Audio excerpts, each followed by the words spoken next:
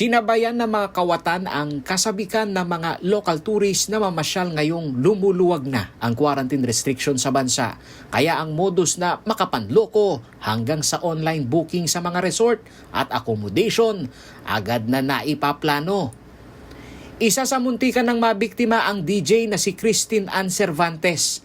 Kwento niya, muntikan na raw mahulog sa patibong ng kawatan na nagpakilalang representante ng isang resort na ang bentahe ay magagandang larawan na naipopo sa social media. Sa paghahanap namin, meron ako nakitang resort. It's really too good to be true. Ang ganda ng offer, and then makikita mo yung mga pictures niya, bagong gawa. So talagang maengganyo ka. Pakiwari ni Cervantes, sumasakay ang mga kawatan ngayon sa excitement ng mga turista na makalabas at makapag-book online. Buti na lamang umano ay naging mausisa siya bago magbigay ng pera online. Dahil ng kanyang siyasatin ito na nagbigay ng kondisyon na bago magbibigay ng pera ay mag-o-ocular inspection muna. Sagot ng katransaksyon na kawatan, cash muna raw para sa disinfection. Sabi ko, pwede bang mag-ocular visit muna? Para makita namin yung place, ganyan, and legitimacy and all. Ang sabi niya, bago kami mag-ocular, kailangan mag-down na kami ng kalahati. Dahil hindi umano pumayag si Cervantes sa kondisyon ng nagpapakilalang bogus na representante ng resort owner, dito ay nagsimula ng magtaray ang scammer. Hindi na muna ako sumagot. Tapos, siguro, tinignan niya yung profile ko, bigla na lang siya nagsabi sa akin na, pagod na akong makipaglaro sa'yo, te. Sabi niya ganon. Upang mabisto ang modus sa pangguguyo ng online scammer, tinangka ni Cervantes na malaman ang ginagamit na pangalan sa e-money transaction nito. Yun ay matapos ang mister naman umano niya ang nagkunwaring nagpapabook sa resort na iniaalok ng scammer. Kung sa akin, 8,500, sa husband ko, 9,500 naman yung binigay na amount. And then, so sumakay, nakipaglaro kami. Hanggang sa makuha namin yung GCash number. Kasi yun yung gusto kong makuha eh. Yung GCash number niya. Gusto kong malaman kung sino siya. Sanda makmak na comment mula sa mga kaibigan ni Cervantes ang nagpahayag ng kanilang pagkadismaya dahil sila'y nabiktima din ng nasabing modus online booking sa resort.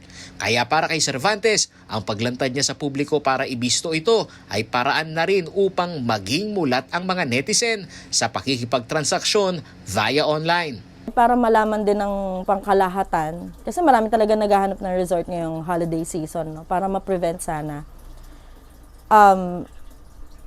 Nakita ng kaibigan ko yun, nag-comment siya. Sabi niya, ay, kaka-down ko lang kanina ng kalahati. Sabi niya ganon.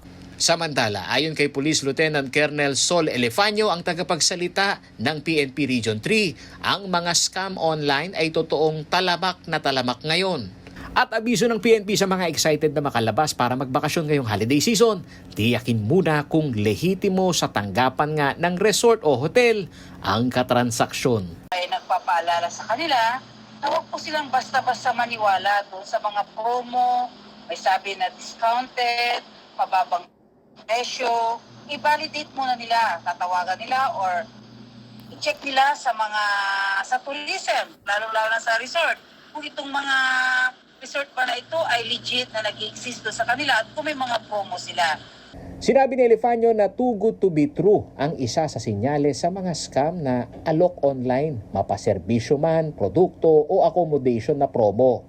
At maigi rin umanong maging mulat ang mga kababayan natin na huwag ibigay pati ang detalye ng personal information, gayon na rin ang password ng credit card o e-money account na ginagamit.